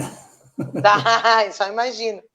Então, dizer isso, que a gente precisa, as escolas, primeiro, não estavam com as equipes diretivas todas completas, o ano passado era uma vergonha, às vezes era diretor só vice, sem supervisor, sem orientador. Então, o governo se comprometeu em compor os quadros de escola. Então, aproveito a live do Serginho para dizer para todas as escolas estaduais de Alvorada, se está faltando professor, se está faltando equipe diretiva e funcionário, nos deem uma cópia das necessidades na Comissão de Educação, porque a gente fez um primeiro bloco de 40 escolas que o pessoal nos informou, faltava mais de 170 profissionais. Então, tem que completar os quadros de escola, nós temos que saber os alunos e saber se receberam internet, porque nós vamos fiscalizar. Como eu ainda não recebi nada do governo, eu já mandei para o Tribunal de Contas, perguntando, esse contrato aqui, esse dinheiro aqui, a Fundação Lehman está recebendo, está quanto? Qual foi o processo de licitação que fez para ser ela escolhida? Quanto que está ganhando aí o Google? Tudo isso está perguntado no Tribunal de Contas já, por mim, formalmente, na semana passada. Primeiro pergunto para o governo, depois, segunda-feira agora, Serginho, 14 horas, agora dia 15, depois de amanhã, nós vamos ter uma audiência pública, te convido a participar. Nós passamos o link para as escolas, quem quiser o link, me peçam, através do Serginho, quero que vocês participem, é sobre o ensino remoto, não é EAD, é o ensino remoto e sobre possível volta às aulas. E é preciso que vocês falem essas coisas que estão falando para nós, que eu vou anotando nas lives e tal. Nós estamos chamando o governo, mas nós estamos chamando as 10 promotorias da educação do Ministério Público para escutar vocês.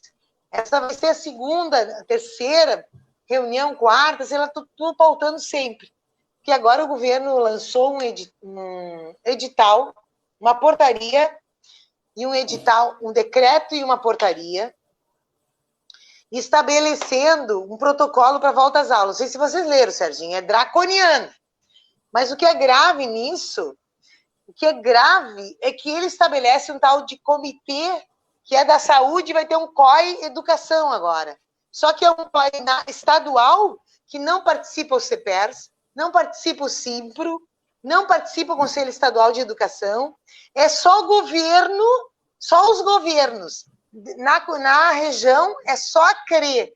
E depois, quando chega lá na escola, lá na tua escola, daí sim, aí a diretora tem que fazer o protocolo, tem que cumprir o protocolo, que as crianças têm que ficar a 2 metros no refeitório, 1,5 metro durante a aula.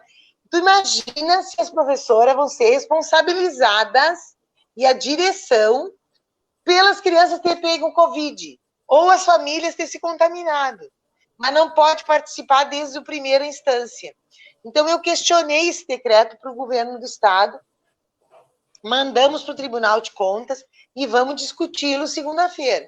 Então, assim, a gente está fazendo todos os esforços para ter democracia, para ele construir junto, para ele escutar as escolas. Mas eu vou dizer uma coisa para vocês, é um governo autoritário, cínico, que quer mentir para o povo gaúcho, que agora tem que recuar no desisolamento, né?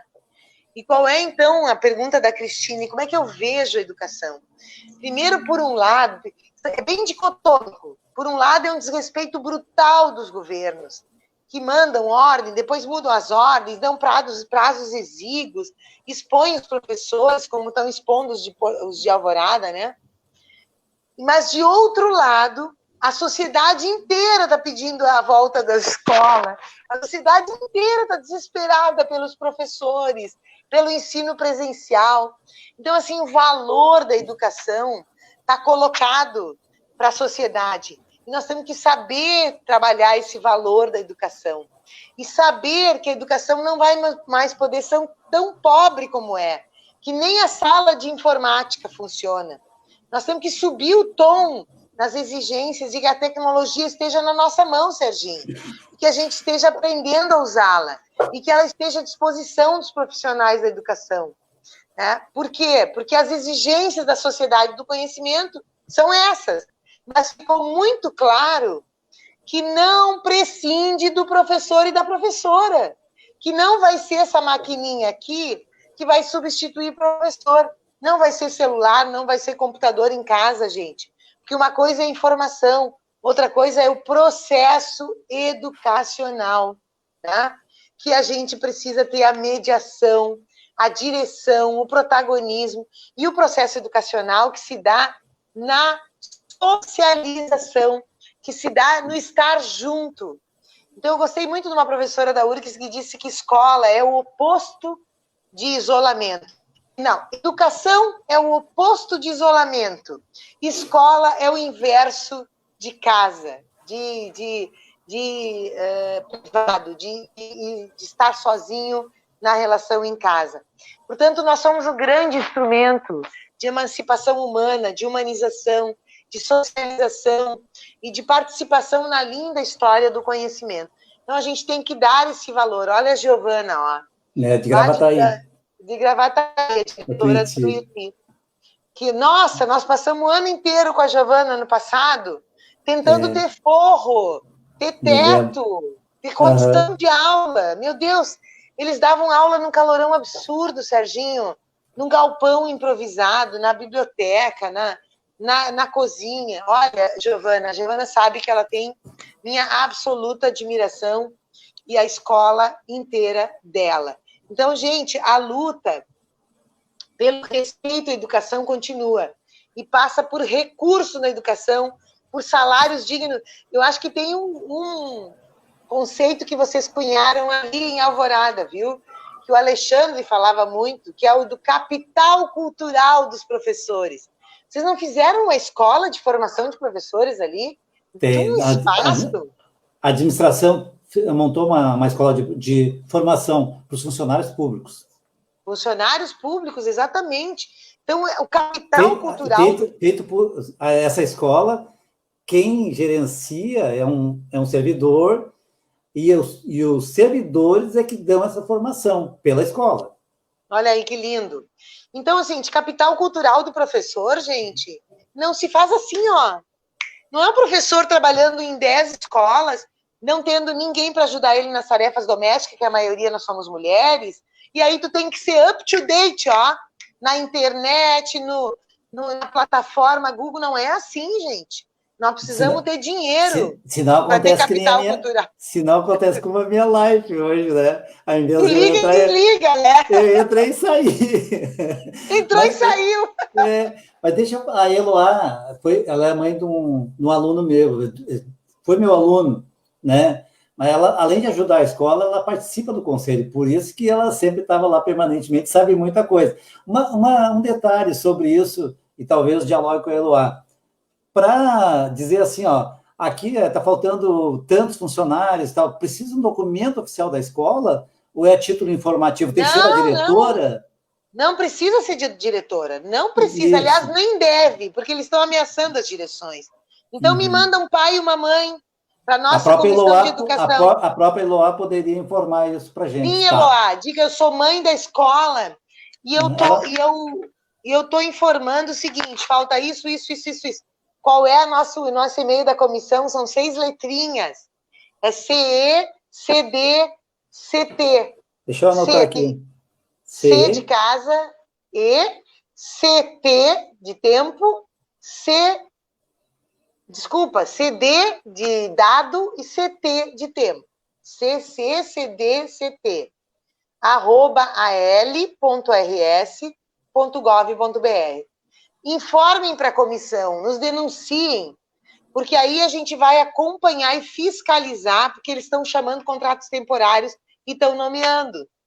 Né? E tem uma coisa, Serginho, importantíssima, essa crueldade com os estagiários e as estagiárias, Porto Alegre está fazendo e o Estado do Rio Grande do Sul está fazendo. Eu já fiz um ofício para o prefeito de Porto Alegre. Alvorada também. E Alvorada, por isso que eu estou dando voz à Alvorada. Vou incluir a Alvorada numa audiência pública que nós vamos fazer conjunta entre a Comissão de Direitos Humanos e a Comissão de Serviços Públicos, com o deputado Jefferson, com a deputada Luciana Genro, sobre esta medida que é absurda. É absurda, porque está tirando dinheiro da juventude, de quem está estudando, de quem vai ter que voltar para a escola depois. Então, seja os menores salários, os menores dos menores, que é o de estagiário. Então, isso é proibitivo, entende? Isso é cruel, é inaceitável, porque essa é uma renda mínima das mínimas. Aquela renda mínima que nós lutamos para o Bolsonaro pagar é a do estagiário. Agora, como é que os governos praticam isso? Então, assim, a gente está com essa pauta, assim, eu quero dizer, e vou incluir a Alvorada. E foram as escolas municipais, foi a prefeitura, né? Vou incluir a Alvorada no nosso requerimento, pode deixar. Isso. Eu queria, que pena, eu poderia passar a tarde inteira aqui. Eu me interesso muito e gosto muito de te ouvir falar. Nem sempre eu assisto todas as suas lives, isso é óbvio, né? Dá, né? Tu faz demais, né? Tu faz 3 ou 4 por dia, as tuas lives. Eu faço, muito. Muito, mas isso é importante, tá? Eu não estou fazendo uma crítica, é que eu não consigo acompanhar todas elas, né? Mas é muito importante quando a gente ouvir falas como a tua, que nos dão estímulo, nos estimulam a continuar lutando. Isso. Porque a vida está dura, viu, Sofia? Eu a sei. vida do professor está dura. E quando a gente ouve os colegas falarem do trabalho, né, que eles têm para se adaptarem, mas tem outra coisa também que eu queria dizer. A educação precisa da escola, precisa do professor. Claro. E a gente, eu acho, tem que lutar para voltar à sala de aula, mas com condições que tenha realmente investimento de novo. Que coloque a escola num patamar de igualdade, de sanitária, com educadores, porque não é possível uma escola faltar 3, 4 professores para dar aula. Biblioteca aberta, Serginho. Biblioteca aberta. Não tem. Pelo amor de Deus. Há 4, desde a época do Sartori, não tem biblioteca aberta. Gente. É uma coisa supérflua. Não precisa para eles. Imagina. Então, eu até fico um pouco emocionado, porque a gente que está nessa luta, assim, passa... sabe, né, Sofia? Eu saí da prefeitura, eu era vereador, fiz a gestão da Estela, sempre estive envolvido na política, assim, e sempre priorizei, inclusive me aposentei pelo salário de professor. Não quis contribuir para outros tipos, né, nem pelo INSS. Estou aposentado como professor, e é o salário do professor mesmo, seus R$ 1.700, 20 horas, né, e tal. Aqui em Porto Alegre é assim, na Porto Alegre, no estado, no município que está um pouquinho melhor para a gente poder sobreviver, ainda. Então, eu acho que a gente que está nessa luta e quer que as pessoas melhorem de vida também, quer que os seus colegas sejam mais felizes, que eles possam sair. Nós temos que preservar a nossa escola, nós temos que estimular que os governos invistam nas escolas para que elas tenham condições. Não existe nada que substitua a escola pública nesse Brasil. É o último, Sofia, é o último espaço que o setor público está trabalhando direto com a população e dando formação, pode ser qualquer formação, às vezes mais de centro, às vezes mais de esquerda, mas tem a liberdade, tem professores que defendem todas as propostas dentro de uma escola, é a diversidade, e tem pais também que defendem várias propostas, e ali o aluno vai aprender com o conhecimento, com a bagagem que traz os seus pais, com a bagagem que tem na escola, com a troca social entre os colegas, e os alunos, eles não aprendem, eles não vêm maldosos para a escola, eles não vêm de direita ou de esquerda, eles vêm pelo bem. E eu acho que o exemplo que a gente dá quando a gente luta, né, quando a gente mostra que a gente tem... Né, eu tenho vários alunos, Sofia, que hoje, alguns são bolsonaristas. Eu dei aula para o pai de um que ia votar no Bolsonaro, queria falar comigo, queria me convencer que eu trocasse de posição. Mas também tenho muitos pais que foram meus alunos antes, né, do lado Gentil, que concordam com as ideias que eu tenho também. Então, para te ver, é importante a gente passar nessa vida levando o bem, levando o bom senso. É isso aí. Não é o senso comum. Nós levamos o bom senso. O senso comum é a parte rebaixada. É conservador. Exatamente. Nós levamos o bom senso para dentro da escola. Agimos com regras, com critérios, somos coerentes e praticamos aquilo que nós dizemos. Então, eu acho que essas questões que a gente traz aqui, por trás, a função da escola, ela é tão importante que ela muda a vida da gente, muda a vida dos nossos alunos, e alguns conseguem ainda se superar e melhorar mais ainda, e serem professores. Tem muitos alunos que são professores hoje, e com certeza, quase todos eles têm um olhar humano, né? Social e humano da sociedade.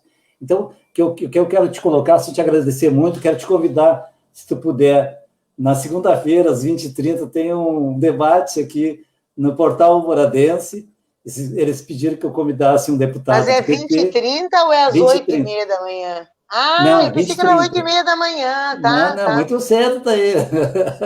Eu Eu achei tenho... estranho que tu tinha uma live às 7h da manhã. Eu digo, bom, mas o Não, pessoal acorda cedo, aí né? eu disse errado para ti, que eu estava falando muito rápido antes de entrar e depois eu Então é acabei vinte e caindo. trinta. Eu vou sair da É, minha live e entrar tá. na Às tua, 19 tá? horas, eu vou falar sobre EJA. Daí é uma live minha, com a Eliana Certo. Borges e mais dois colegas aqui, o Cleito e a Heloísa Helena, que trabalharam na EJA aqui com esses projetos que a gente desenvolveu aqui, tá? E tudo que a gente produziu aqui. E Beleza. daí eu já saio dessa, né? Às 8h30 já Entramos entramos no... e vamos falar sobre eleições municipais, tema livre e o Covid, tá? Então fica Tá. marcado, já vou confirmar com o pessoal lá do portal Alvoradense. Portal Alvoradense. Então É, eu quero encerrar minha participação te dizendo o seguinte, Serginho. Eu acho que a educação é o último lugar, assim, de resistência humanitária contra a barbárie do capitalismo mundial. Infelizmente, a gente perdeu essa parada até agora, do capitalismo que transforma tudo em mercadoria, que trabalha com a desigualdade, com a meritocracia, com o individualismo, né? Olha, o Gentil tem biblioteca aberta porque nós, mães voluntárias, entramos, querida. Não, é um crime, gente. Eu não concebo uma escola que não tenha uma política e aí de livre literatura que parta da biblioteca. Claro que os professores falam. Então, olha só, eu tenho uma escola, a Escola Projeto, que é uma escola privada, ela tem 4 ou 5. Cada turma tem 4 ou 5 projetos de literatura concomitantes. As crianças vão todo dia na biblioteca. Então, se a gente não souber que isso é educação de qualidade, isso é alta educação, que nós temos que bancar. Eu digo para os alunos, às vezes eles chegavam, eu ia na Escola Godoy. Sim, mas a biblioteca de vocês fechada e vocês levam a aula normal? E eles olharam para mim. Gente, não dá. Não, nós não podemos matar no peito, entende? Esse é o recado que eu deixo. Não matem no peito falta de professor, falta de telhado, falta de bibliotecário, falta de funcionário, sala de informática que não tem Wi-Fi. Não matem no peito. Chama a comunidade. Diz para a comunidade, vamos lutar junto. Vamos brigar, porque esse é o direito de vocês que está sendo lesado. Quem está perdendo é o nosso aluno. O trabalhador, é verdade, está ficando de segunda categoria, um trabalhador desprestigiado, um trabalhador empobrecido, um trabalhador que não tem tempo livre e nem condições de aportar bens culturais. Isso não é uma boa educação. Na ponta vai dar uma má educação fraca, porque por mais que os professores se esforcem, né?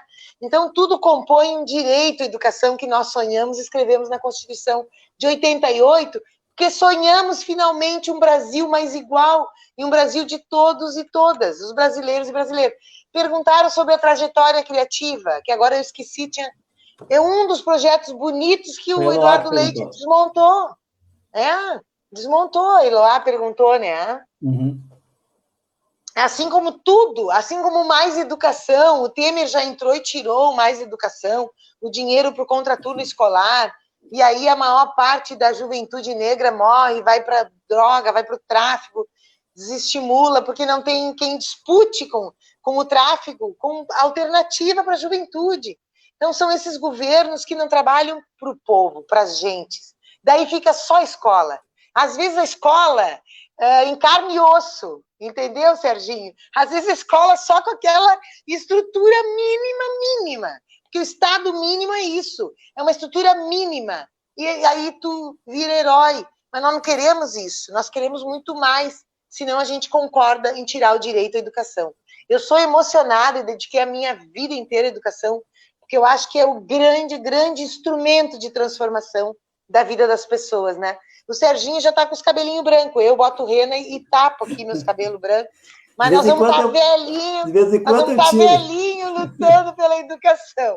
Com certeza. Pode ter certeza. Muito obrigada por esse carinho todo desse povo todo que entrou aí, que perguntou, que participou. Contem comigo. eu que quero agradecer muito. A Eloá lembrava que eu fui professor do esposo dela. Do esposo dela. Agora eu tenho esquecido. E depois, tu vê, fui dar aula para o filho dele. Então, é um exemplo, né? Daquilo que eu estava falando. Acho que é Rose, eu acho que era o nome dele. Ela vai me perdoar, porque eu não consigo lembrar agora o sobrenome do marido dela. Mas dei aula para os filhos dela. Mas dizer assim, ó, eu estou muito contente assim, pela participação, né? As pessoas que participam aqui conhecem a gente, né? Da prática, né? E aqui elas podem se manifestar, né? Tanto a Eloá como mãe, ou como marido, esposa do ex-aluno, né? Várias colegas que foram diretoras de escola, inclusive, que estiveram aqui, né? Passaram aqui também, e hoje não abriram mão para não serem indicadas, CCs, iam concorrer. Estela Maia, por exemplo, iria concorrer, a diretora brigou lá para ter eleição, não teve eleição, e ela não se colocou à disposição, porque ela defendia um projeto que não era dela, era pedagógico e era de um grupo. Então, isso é importante, e todas as pessoas hoje... Tirar meu chapéu. Exato, Então, são coisas que a gente tem que valorizar e saber que a gente está numa luta e precisa de todos. Nós precisamos de todas e todos, né? Principalmente na educação, a gente tem que botar todas primeiro, porque tem mais mulheres, e mulheres guerreiras, fortes, né? Que trabalham muito, né? E a gente sabe disso. Então, eu quero te agradecer, tu também como professora, né? Que é da educação física, tu não falou, mas eu vou te entregar é verdade, agora. Claro. Minha colega... Sim, ontem eu estava com a Cindy da educação física, nós somos uma turma porreta. Mas eu acho assim que acho que nosso tem muita gente da educação física que não tem um perfil humano, tem um perfil mais técnico, mais de vitória, de medalha. Nós somos daquele que prefere o festival. Na outra gestão, na minha gestão, eu não consegui fazer uma coisa que era fantástica. Vou encerrar com isso, tá, Sofia? Tá. Para te saber um pouco. Não, mas tem que encerrar com a frase da Clair, que é maravilhosa. Educação é resistência. Beijo, Clair, é bem isso mesmo. Quem ama a educação resiste à barbárie. Tá, deixa eu contar o que a gente fazia na educação física, tá? A gente criou um programa aqui que era o Festival da Arte Educação. Primeiro era só da educação física, depois a gente juntou nós, a educação física, deixamos a arte e a educação entrar junto. Entrar no... Mas era assim, era festival. Todas as escolas se organizavam do 5º ao 8º ano. Tá? Isso começou assim, do 5º ao 8º. A terça e quarta era do quinto e o sexto, quinta e sexta era da 7ª e 8ª. Todos os alunos iam para um espaço aqui, que é a União, enorme, é um espaço enorme de campo de futebol, de pista de atletismo, espaços de voleibol, salões, CTGs dentro, um espaço muito legal, fechado, né? Ele é todo cercado. E lá eles não levavam times, eles se organizavam, ia ter o futsal. Se gurias quisessem jogar com meninos, jogavam. Não, a minha escola não tem o suficiente. Qualquer um que passava ali convidava, se organizava, fazia o time. Misturava todo mundo. Corrida, atletismo. Era muito lindo. E no final, todos eram premiados. Todos ganhavam uma medalha de participação. Aí, isso foi na outra gestão, tá? Quando nós estávamos na Secretaria de Educação, deu tempo de fazer isso, tá? Porque eram 8 anos, tá, Sofia? Olha aí, ó. Daí as crianças... Daí nós tínhamos escola que até a 4ª série, e depois daquele tempo ainda, de 5ª a 8ª, tá? Tinha completo e incompleto. Aí nós resolvemos... Daí havia uma vontade muito grande das crianças do 4º ano participarem. Porque no ano seguinte, já sabiam que no ano seguinte ia ter, mas eles queriam participar naquele ano. E aí nós incluímos o 4º ano também. Então, a força da comunidade, da participação, isso foi tirado em assembleias pelo Conselho Escolar e tal. Então, nós ampliamos, daí tivemos que fazer mais, daí eram 4 dias, passaram para ser 5 dias o festival. aonde é muito legal o que nós fizemos. Semana então inteira de integração, né? Exatamente. E assim, a valorização da escola, do saber pelo saber. Eu quero aprender a jogar futebol. Não é para humilhar o outro, é para ganhar, para jogar, para ganhar, para ter prazer. Perfeito. Então, era esse o sentido. Isso foi construído em mesas com os professores de educação física, e daí depois ampliamos com a arte e educação. Então, tinha lá um professor que agora é do município de Porto Alegre, que fez um ônibus uma vez, de Taquara, enrolou de papelão e tal. Então, eles ficavam passeando de ônibus lá, fazendo transporte de ônibus durante o festival, aquele muvuco, assim, de mais de 1.000 crianças, 1.000 e poucas crianças circulando, e a gente sem nenhum problema. Então, eu quero dizer que a gente pode fazer as coisas, também as coisas que são, né, difíceis, né, que são pesadas, que a gente trabalha, se transformar em alegria. Por isso que a gente tem acho que essa vontade, que parece que a gente sempre pode fazer mais, pode criar mais, né? E é isso que nos move, né? Eu acho que a gente, quando é educador, né? Eu sei que tu está fazendo hoje um trabalho muito maior do que simplesmente a educação física, uma sala de aula, ser vereadora. Hoje tu está trabalhando por uma categoria inteira que trabalha com todo o Estado, né? Então, meu reconhecimento, meu agradecimento, e dizer para ti que, realmente, eu acertei, em nosso grupo, ter feito campanha para ti, porque tu é a representante dos funcionários públicos de escolas, não só de escola, mas também dos funcionários públicos. Eu sei que tu defende com unhas e dentes. Tem outros deputados também que fazem isso, mas nós acertamos. Muito obrigado, Sofia, abraço. Que legal. E segunda-feira, às 20h30, no Portal Alvoradeus. Estamos juntos.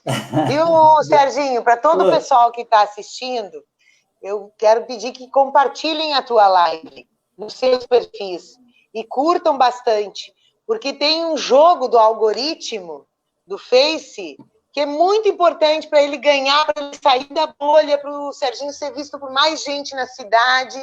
Então, olha que amor aqui, o pessoal nos dizendo, simplesmente amo, professor do meu país. Eu também, Cristine, querida, amada. Então, compartilhem, pessoal, distribuam essas ideias, que nos conheçam, que sabem no que a gente acredita, porque o Facebook é assim, e a gente tem que dar volta no algoritmo, porque ele é proprietário.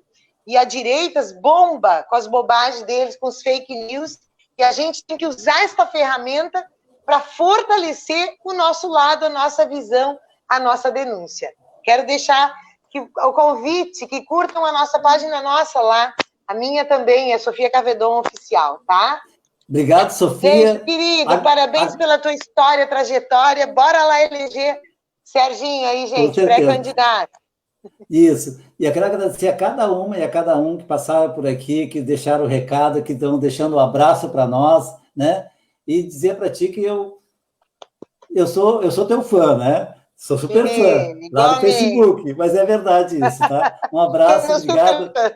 Obrigado por tudo, tá? Tchau. Valeu, querido, parabéns. Tchau. Tchau. Abraço para todo mundo, bom domingo.